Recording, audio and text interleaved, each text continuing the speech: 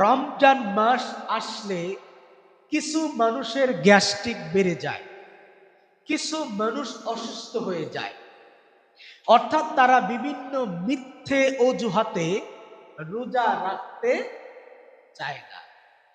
অথচ আল্লাহ রাব্বুল আলামিন বলেছেন, ওয়া আন তাসুমু খায়রুল লাকুম ইন কুনতুম তা'লামুন। যদি তোমরা রোজা রাখো তাহলে রোজাটা তোমাদের জন্য কল্যাণকর, যদি তোমরা সেটা বুঝতে পারো।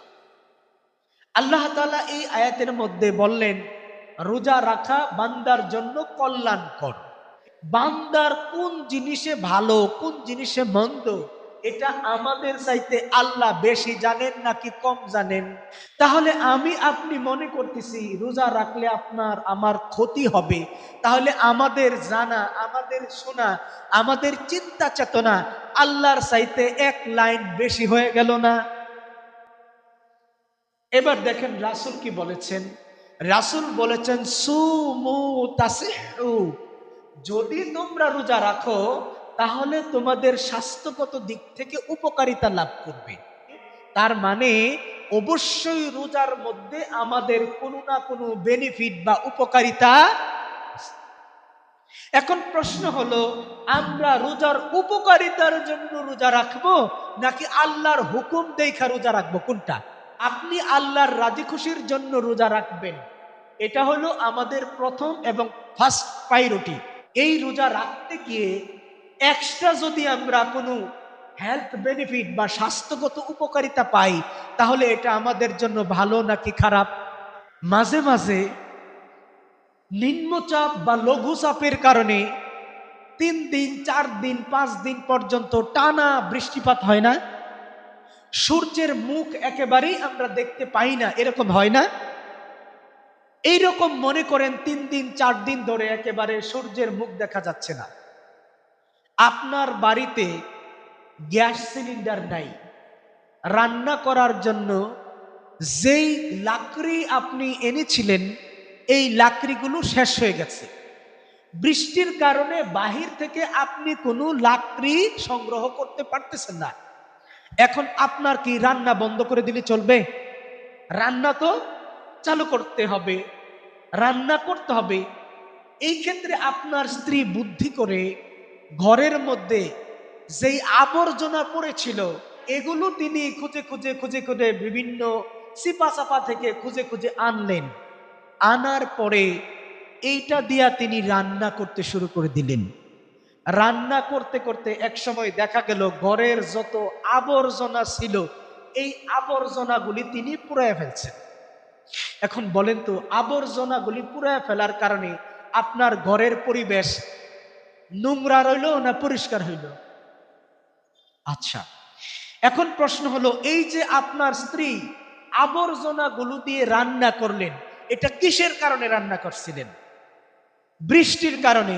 বৃষ্টি আসার কারণে বাহির থেকে যখন খড়ি বা লাকড়ি সরবরাহ করা বন্ধ হয়ে গেল তখন ঘরের ভিতরে যা ছিল তা দিয়েই তিনি রান্না করেছেন। আপনারা এই ব্যাপারটা বুঝছেন কিনা বলেন? এবার আসেন, আমাদের শরীরের মধ্যে আমরা যে খাবার খাই, ভাত, রুটি এবং এই জাতীয় যত খাবার আছে এইগুলোকে বলা হয় কার্বোহাইড্রেট জাতীয় খাবার। আর মাংস, মাছ এই জাতীয় খাবারগুলোকে বলা হয় প্রোটিনযুক্ত খাবার। আমরা দুই ধরনের খাবার খাইলে আমাদের দেহটা সর্বপ্রথম এই চলার জন্য শরীরের যে শক্তির দরকার হয় এই শক্তি প্রথমেই সে নেয় হলো ওই কার্বোহাইড্রেট জাতীয় যে খাবার খায়। এই ভাত জাতীয় খাবার বা রুটি জাতীয় খাবার আমাদের পেটের ভিতরে ঢোকার পরে এটা গ্লুকোজে রূপান্তরিত হয়। গ্লুকোজ মানে চিনিতে রূপান্তরিত হয় এবং এই চিনিটা আমাদের দেহের প্রত্যেকটা কোষের মধ্যে ছড়ায় পড়ে রক্তের মাধ্যমে। ওখান থেকে শক্তি নিয়ে আমরা কাজ করি। কথা বুঝতে পারতেছেন? এবং প্রোটিন জাতীয় যে খাবারগুলো আমরা খাই, ওই মাংস, ডিম এই জাতীয় খাবার যেগুলো খাই, এইগুলোকে সে তার ভেতরে জমা রাখে। কেন জমা রাখে? যদি কখনো এই শর্করা জাতীয় খাবার বা কার্বোহাইড্রেট জাতীয় খাবার না পায়, তখন সে ওই জমাকৃত প্রোটিন জাতীয় খাবার দিয়া সে চলবে। কথা কি বুঝতে পারতেছেন? এখন এই যে আপনি বারবার কার্বোহাইড্রেট খাবার খাচ্ছেন, এখান থেকে সে তার চলার জন্য শক্তি পাচ্ছে, আর সে জমায় রাখতেছে কোনটা? ওই প্রোটিন জাতীয় যে খাবারটা আছে ওটা জমায় রাখতেছে। জমা রাখতে এক সময় আপনার দেহের মধ্যে সেটা ফ্যাট বা চর্বি আকারে জমা হয়। কথা বুঝছেন? কোথায় জমা হচ্ছে? এগুলো জমা হচ্ছে রক্ত চলাচলের যে রগ আছে এই রগের সাইডে জমা হচ্ছে, এবং আপনার যে কুশের যে গুঁড়া আছে এই গুঁড়ার মধ্যে এগুলি জমা হচ্ছে। এবং বিজ্ঞানীরা বলেছেন আমাদের শরীরের মধ্যে যে কুশ আছে, কুশ বুঝেন? আপনি খাবার মানে মুরগির গোশত বা গরুর গোশত খাওয়ার সময় এভাবে ছিঁড়তে এক সময় দেখবেন সুতার মতো হয়ে গেছে, এগুলোকে বলা হয় কুশ। আমাদের দেহের মধ্যে এরকম কুশ আছে, এবং আমাদের লোম কোপের মধ্যে কুশ এর গুঁড়া আছে। এই গুঁড়ার মধ্যে এই কোষগুলো প্রতিদিন লক্ষ লক্ষ কোষ মারা যাচ্ছে, মরে গিয়ে আবার এই কোষের গুঁড়ার মধ্যেই পড়ে থাকে, অর্থাৎ আবর্জনা জমা হচ্ছে। একদিক দিয়া কোষ মরে মরে আবর্জনা জমা হচ্ছে, আরেক দিক দিয়া আপনি বাহির থেকে যেই খাবার খাচ্ছেন এই খাবারটা জমায়া ফ্যাট আকারে বা চর্বি আকারে সে আবর্জনা হিসেবে জমা করতেছে। কথা কি বুঝতে পারতেছেন? এখন এই যে চর্বি, এই যে আপনার কি কোষ মরে গেছে যেগুলি, এগুলোকে ইংরেজিতে বলা হয় ফ্রি রেডিক্যাল বা আবর্জনা, সোজা কথা আবর্জনা বা টক্সিন বা বিষ। এগুলো আমাদের দেহের ভিতরে জমা হচ্ছে। জমা হতে হতে হতে হতে এক সময় আপনার শরীরের মধ্যে বড় বড় বাসা বাঁধে। আপনার বিভিন্ন জায়গার মধ্যে চর্বিগুলো জমা হচ্ছে, ফ্রি রেডিক্যালগুলি, টক্সিনগুলো জমা হচ্ছে। এই জমা হওয়ার কারণে এক সময় আপনার শরীর আছে ঠিক, কিন্তু আগের মতো আর শরীরে শক্তি পান না। কথা কি বুঝতে পারতেছেন? আচ্ছা, এখন প্রশ্ন হচ্ছে, আপনি যদি সুস্থ থাকতে চান, আগের মতো যদি শক্তি ফিরে পেতে চান, তাহলে আপনাকে ওই যে ঘরের মধ্যে যে আবর্জনা জমছে, আপনার দেহের মধ্যে যে আবর্জনা জমছে, এই আবর্জনাকে পরিষ্কার করতে হবে। কি করতে হবে? এই আবর্জনাকে পরিষ্কার করতে হবে। এই আবর্জনা পরিষ্কার করার জন্য আল্লাহ রাব্বুল আলামিন আপনার দেহের ভিতরে একটা চমৎকার ব্যবস্থা রেখে দিয়েছেন। সুবহানাল্লাহ পড়তে হবে।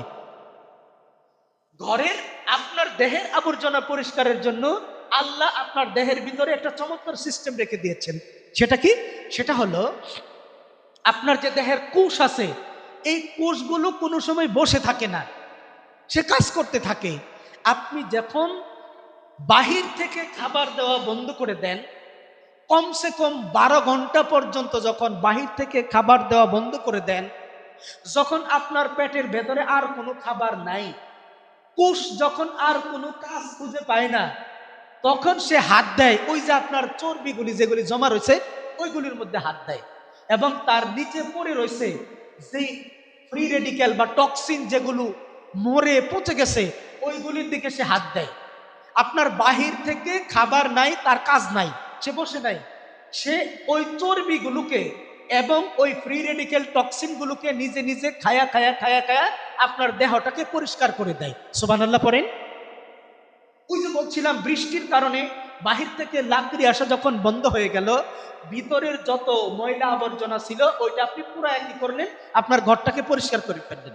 ঠিক তদ্রূপ আপনি বাহির থেকে যখন খাবার দেওয়া বন্ধ করে দিলেন, আপনার ভেতরে ওই যে আপনার কোষগুলো যখন আপনার কোনো কাজ নাই পাচ্ছে না, তখন ভেতরের যে জমে থাকা টক্সিন, ফ্রি রেডিক্যাল এবং আপনার যে চর্বি জমা হয়ে গেছিল এগুলো সে আস্তে আস্তে খেতে শুরু করে দেয়। এবং এই কাজটা চালু করার জন্য আপনার দেহকে কম পক্ষে 12 ঘন্টা বাহির থেকে খাবার দেওয়া বন্ধ রাখতে হবে। আপনার দেহের ভিতরে এই যে চাবি, আপনার দেহ পরিষ্কারের যে চাবি, এটা চালু হইতে কত ঘন্টা না খেয়ে থাকতে হবে? 12 ঘন্টা না খেয়ে থাকতে হবে। এই যে বিষয়টা, এটাকে ইংরেজিতে বলা হয় অটোফেজ। কি বলা হয়? এটা আবিষ্কার করেছেন জাপানের একজন বিজ্ঞানী, তার নাম হচ্ছে ইউশিনোরি ওসুমি। 2016 সালে এই বিষয়টা আবিষ্কার করার কারণে তাকে নোবেল পুরস্কার দেওয়া হয়েছে। অথচ এই চমৎকার জিনিসটা আল্লাহ রাব্বুল আলামিন 1400 বছর আগে আমাদেরকে ফরজ করে দিয়েছেন।